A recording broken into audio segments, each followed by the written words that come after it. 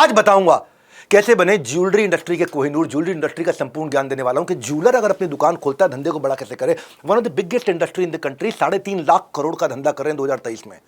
17% के कैगर के साथ में 2030 में ये 3.5 लाख करोड़ से 8 लाख करोड़ पे पहुंच जाएंगे। आज 50 लाख वर्कर्स को डायरेक्ट एम्प्लॉय केवल रिटेलर दे रहा है। ज्वेलरी इंडस्ट्री को कैसे ग्रो करना, मैं आपको 3-4 बड़ी इंपॉर्टेंट चीजें बताऊंगा। ब्रांड कैसे बनाएं, सिक्योरिटी कैसे करें, आप ज्वेलर के यहाँ सामान चोरी कैसे ना हो, डेटा को कैसे इस्तेमाल करें, ट्रस्ट कैसे जनरेट करें, लोग केवल आप ही से माल कैसे खरीदें, एक दुकान से लेकर के उसको पूरा स्केल करने तक फट फट फट फट फट फट। पहला point, build your brand. Jewellery एक आर्ट होता है, एक्सक्लूसिविटी की वर्थ होती है, वरना तो कमोडिटी है। सोने का भाव तो पूरी दुनिया में एक ही चल रहा होगा, बाजार तय करता है सोने का भाव। ज्वेलर की जो कमाई है वो ज्वेलरी में है, सोने के भाव में नहीं है। हाँ, आपको पहले समझना पर टारगेट कस्टमर है कौन।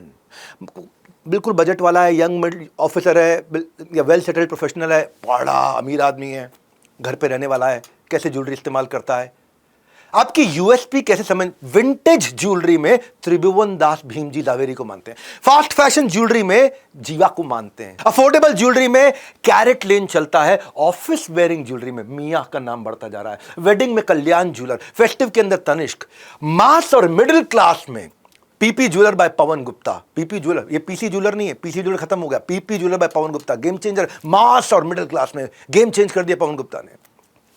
आप समझो, जब आप कोई शोरूम खोलते हो, स्ट्रॉन्ग स्टोर विजुअल बड़ी इंपॉर्टेंट चीज है। ये एक्सपेंस नहीं, इन्वेस्टमेंट होती है। डिस्प्ले जो है मल्टी डायमेंशनल होना चाहिए। 3 बातें याद रखना फटाफट से, हाइट, लाइट, स्पेस, इससे लग्जरी आ जाती है। अगर आपके शोरूम में थोड़ी अच्छी हाइट है, बहुत सारी नेचुरल लाइट है और काफी स्पेस है, क्लटर्ड नहीं है, ये हो गया लग्जरी। ऐसे ही आपको पहले ही पैसा ज्यादा मिलना शुरू हो जाएगा। इसमें चौथी चीज बड़ी इंपॉर्टेंट है, जो लाइट है ना, वो ऐसा ना हो कि आंख पे चुभे, वो ज्वेलरी पे जानी चाहिए लाइट।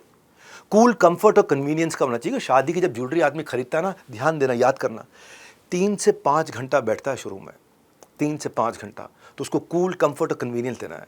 क्योंकि शादी की ज्वेलरी खरीदने जा रहा है, वो एक बार खरीदता, रोज रोज नहीं खरीदता शादी की ज्वेलरी। इसीलिए इसकी जो खूबसूरती बढ़ानी है, उसके लिए आपको इंटीरियर डिजाइनर सेलेक्ट करना है। उसके लिए भी मैं आपको 3 रूल बता देता हूं। भाई साहब, बिजनेस मतलब बड़ा बिजनेस, वो चीजें बताता हूं जो कहीं नहीं मिलेंगी एक साथ, सारी की सारी। 3 चीजें क्या है, टाइम गोल, कॉस्ट गोल, स्कोप गोल।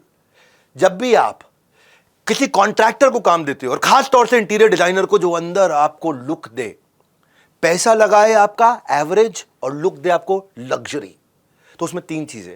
टाइम गोल मतलब कितनी देर में बनाएगा, कॉस्ट मतलब कितने खर्चे में बनाएगा, स्कोप मतलब अंदर क्या क्या लगाएगा।